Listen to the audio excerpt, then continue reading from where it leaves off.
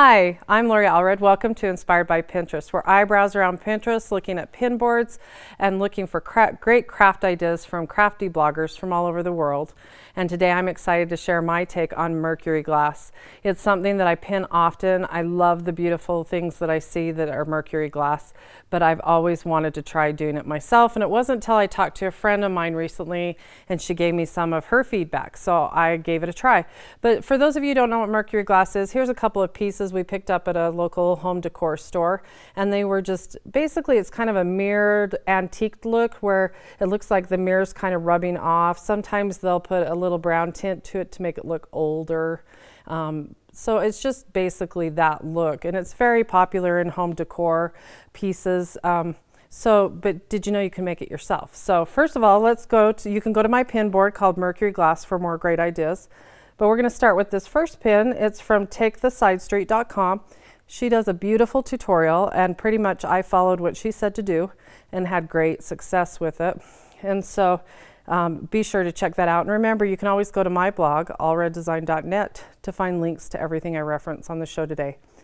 The second one I want to share with you is a Mercury Glass mirror. Now, I loved this pin.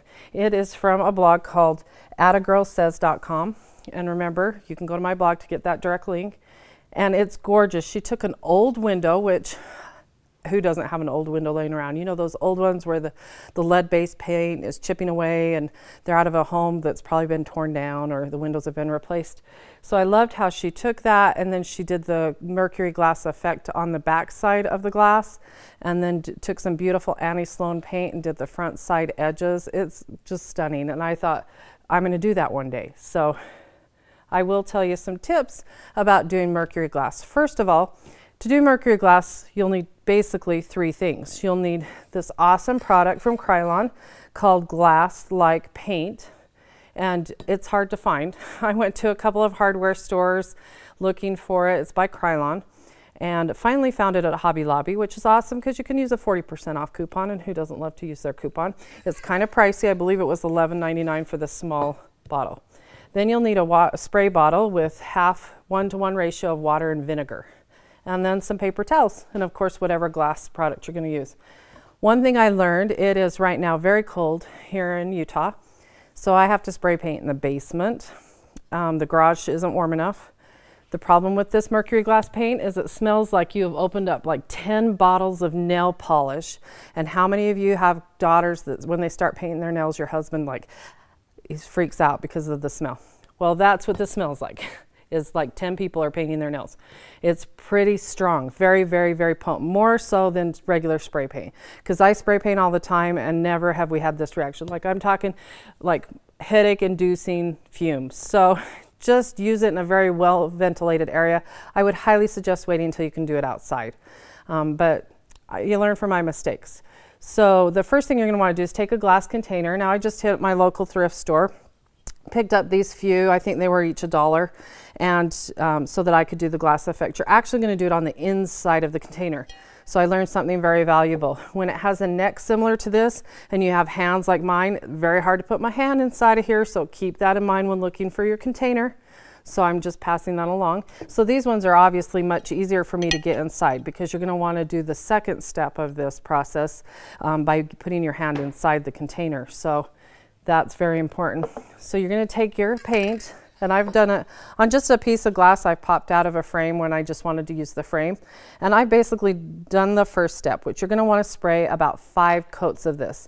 Now my jars here aren't as strong and intense looking as if you go to this blog and look for the tutorial, because you need to do at least 5 layers. I quit about 3 because, like I mentioned, we couldn't breathe.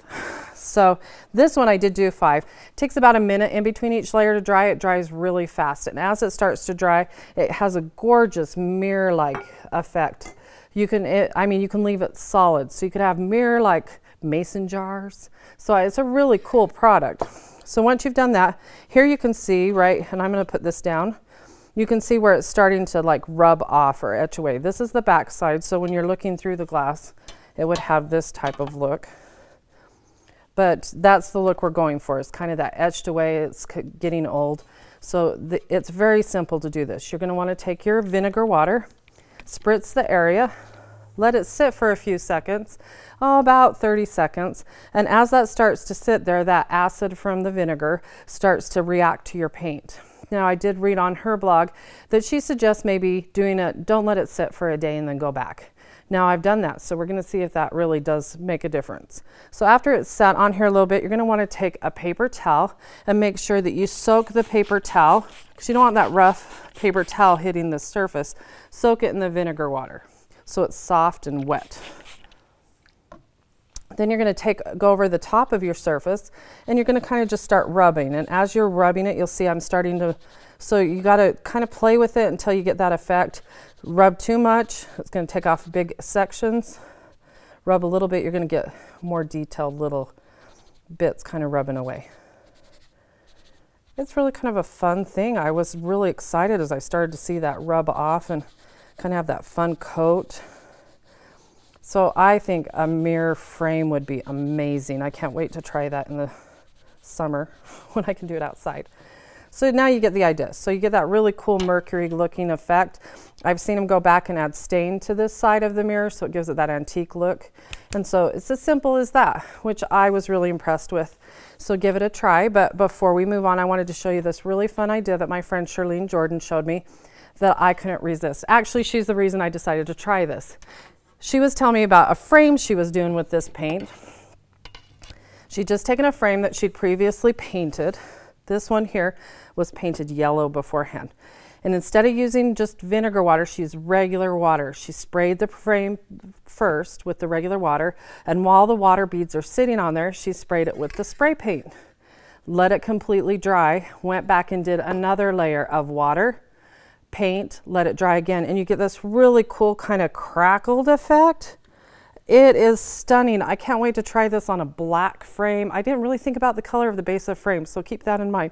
But I just love the look of it kind of peeling and crackling with water and mirror paint. I was so excited.